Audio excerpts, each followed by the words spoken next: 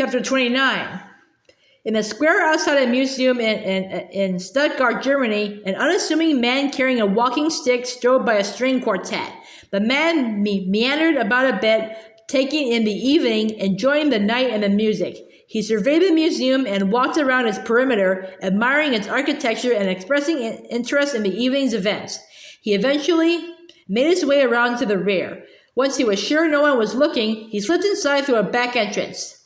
Inside the museum, a speaker was delivering a science lecture. The man who had sneaked in appeared at the top of the grand staircase behind the speaker and began to descend. As he stepped down the stairs, his long coat and walking stick morphed into the unmistakable battle armor and staff of Loki the Trickster. Loki was on the run, but he still couldn't resist using his powers on the inhabitants of Midgard. Loki began firing bolts of energy from his staff every which way. Then he stepped out the front doors as gracefully as he had entered. A guard, hearing the disturbance but not knowing who or what had caused it, raced up to Loki as he exited the museum. He was intent on stopping him. "Kneel!" Loki commanded the guard. The guard collapsed onto his knees before Loki. Suddenly, it appeared as though Loki was multiplying. Dozens of him filled the square. "All of you, kneel!" he shouted to the people in the square. Everyone dropped to their knees except for one man who stood out conspicuously in the crowd. "I do not kneel to men like you," the old man said. "There are no men like me," Loki replied. "There are always men like you," the old man retorted. Loki lifted his staff and pointed it at the man in disgust. He fired a bolt of energy. Then suddenly, seemingly from nowhere at all, a loud clang reverberated.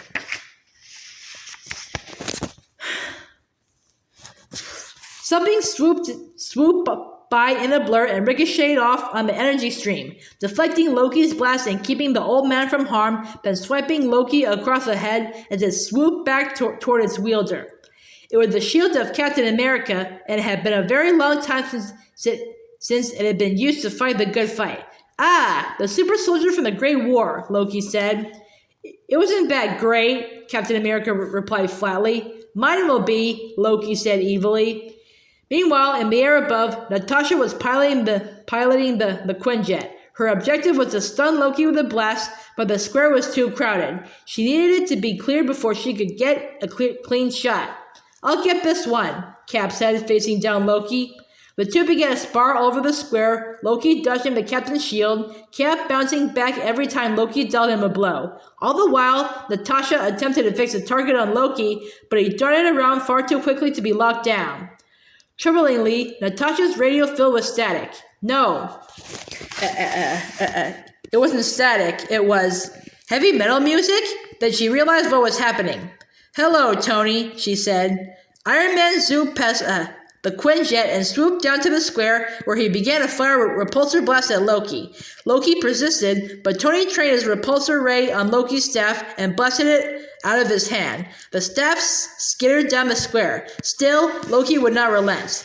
He continued to battle both Captain America and Iron Man, but then the latter descended into the square, hovered in front of Loki, and transformed his armor to show that the suit was outfitted with every Stark Industries weapon imaginable, including some that no one else could even conjure in their wildest dreams. Loki threw up his hands and his feet, an evil smile on his face. "Good move," Tony said. Then he turned to the man with the shield. "Mr. Stark," Steve said. "Captain."